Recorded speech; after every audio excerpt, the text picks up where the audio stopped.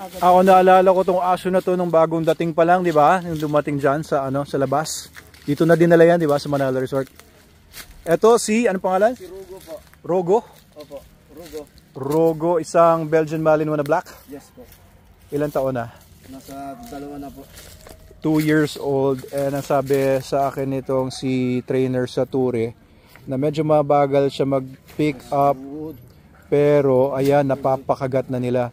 So may mga dogs guys, kahit Belgian Malinois pa, na merong mga mabilis mag-pick up, may mga mabagal.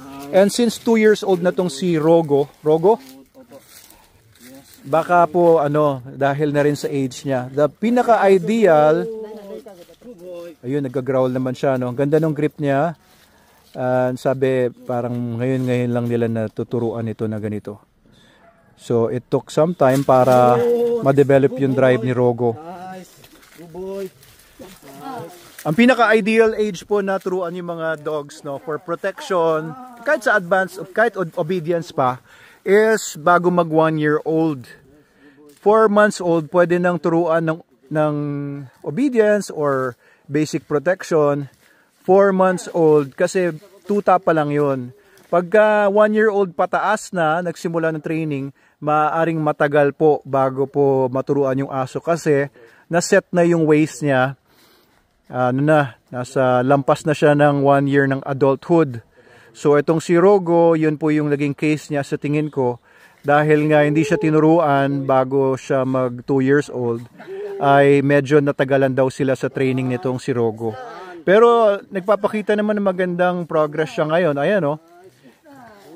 Oo, buo naman yung kagat, nagga-growl yung aso habang inaagaw sa kanya yung bite sleeve. Ayan, magagaling naman kasi itong mga trainers natin sa pagpapalabas ng mga drives. Kaya yun, ayos. Hindi binabitawan ni Rogo, that's very important. Ang tawag dyan, object drive, na hindi niya basta-basta gustong ibigay yung item na hawak niya. So pag kumagat yung aso, no, kapag protection dog na siya, kumagat man ng mga masamang loob, ay hindi basta-basta bibitaw kapag na-training ng tama.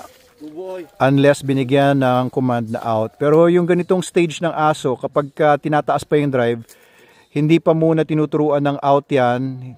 Kasi ang gusto pa muna talagang mapataas yung object drive.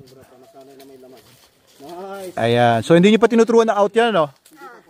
Hindi pa muna. Kasi yung out, ituturo yan later on kapag buong-buo na yung drives ng aso.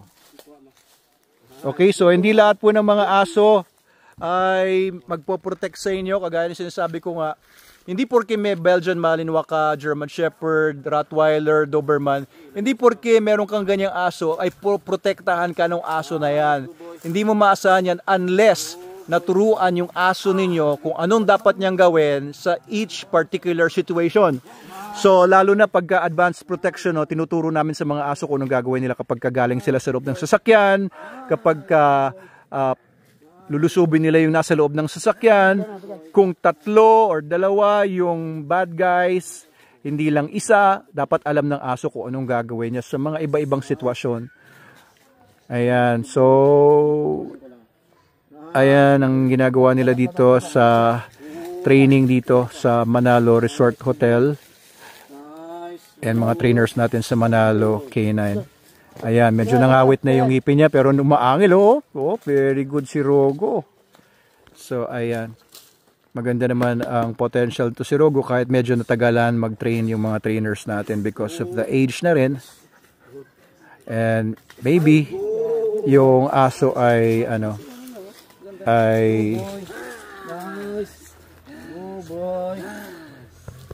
medyo talagang matagal maturuan. May mga dogs din kasi na mabilis mag-pick up, may mga dogs din na mabagal mag-pick up. Pero kung talagang mahal mo yung aso, no, gagawa natin ng paraan yan.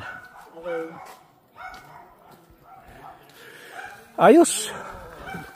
Si Albert pala to ah. Kumusta na yung mga fans mo? Hello naman sa mga fans mo dyan. Hello sa mga fans ko dyan. Bumalik kayo dito. Huwag nakalimutan yung McDo. Yung mga fans ni Albert po nga si dyan. Yung McDo daw. Damay nyo na rin ako ha. Hindi pwedeng magdala dito ng McDo nang wala ako. Ayan na si Rogo.